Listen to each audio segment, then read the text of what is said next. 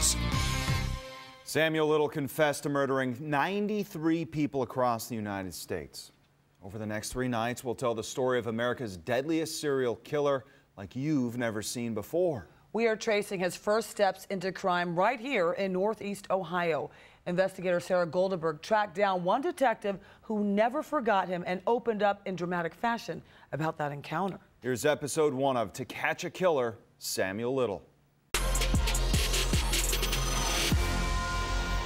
Samuel Little preyed on the women he said society wouldn't miss. The convicted serial killer's victims were prostitutes and drug addicts. 7 murders here in Ohio, and the identity of one woman is still a mystery. These are the faces of just some of the victims sketched by serial killer Samuel Little. His run-ins with the law started as a child. Burglaries and robberies dot his time in Northeast Ohio. In the beginning, nothing hinted at the serial killer behind them. But for one local detective, something was off. So unusual that I felt the need to add additional information in the report. Samuel Little was born in 1940 in Georgia. He grew up with his grandmother in Lorain, Ohio, and says he was abandoned as a baby by his mother, who was a prostitute. 19 News learned Little went to Hawthorne Junior High School, but at 16 years old, he landed in a juvenile detention center. In 1961, he got 3 years for robbing a Lorain furniture store, then crisscrossed the nation, surviving on petty crime. It wasn't until the 1970s he started killing, but he always came home.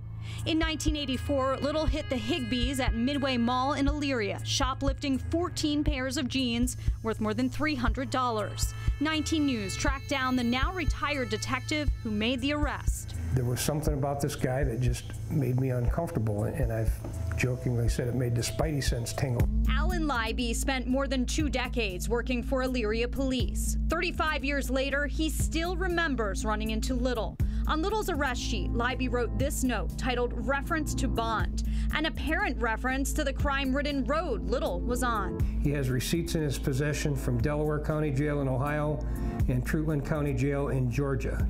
He claims intoxication, but has a cast on his right leg and negotiates very well with it. Minor odor of alcohol on his person, and is very articulate about why he was stealing. Little told police he was a self-employed painter and had been married once. He was very articulate and very cooperative. He was just a very easy guy to get along with. Decades went by and Little faded from his memory until police reached out to him a couple of years ago. Leiby learned Little was much more than a petty thief. Do you think he wanted that recognition? Absolutely. Absolutely. He wants to be famous, and now he is. The killings could have stopped in 1982 when police in Pascagoula, Mississippi arrested Little for the murder of Melinda Lepre. But they didn't have enough evidence at the time, and he walked free. A jury also found him not guilty in 1984 for a Florida murder. How does someone like this continue to move around the country and continue to wreak this carnage and not have any of these charges stick enough to take him off the street? That same year, police say Little strangled and tried to kill Lori Barros in San Diego. She survived the attack, and so did another woman, attacked a month later. Little only served 2.5 years in prison and then moved to LA, where he went on to kill more women in the 80s. But society doesn't see those people. He picked people that he thought no one would notice if they were gone.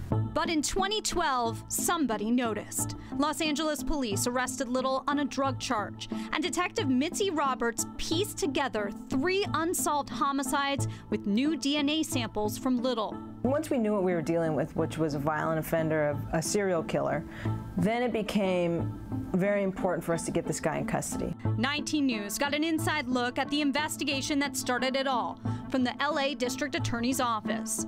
We found Little has been arrested about 75 times for crimes from theft to rape to homicide. We obtained these photos of the crime scenes and evidence. The 3 victims killed in a 5-mile radius south of downtown LA. Little lived just miles away at the time. In July 1987, Little killed Carol Alford. Her body was found in this alley, and police collected this bra and shirt she was wearing as evidence. Little murdered Audrey Nelson 2 years later. Her body was found in a dumpster in this restaurant parking lot. Fingernail clippings show she fought back, getting Little's DNA under her nails. The next month, the body of Guadalupe Apodaca was found inside an abandoned auto repair shop. This yellow shirt she was wearing marked as evidence. A judge sentenced Little to 3 life sentences for the murders, but he denied he killed those women. Here's victim Carol Alford's daughter. It's closure for me. I know for me, if it's nobody else, it's for me. In his case file, prosecutors wrote, wherever the defendant travels, he leaves behind in his wake a series of female victims who have been beaten, sexually assaulted, and or murdered in a similar manner. The defendant obviously took delight in humiliating his victims, even in death. This break in the LA murders would soon lead to dozens of breaks in cold cases across the country. What led Samuel Little to confess to more than 90 murders, and how did a Texas Ranger get him to crack? I think about it all the time. That's why I remember, because I think about all of my... Find out why investigators believed Little after years of lies. I'm Sarah Goldenberg. That's next on episode 2 of To Catch a Killer, Samuel Little.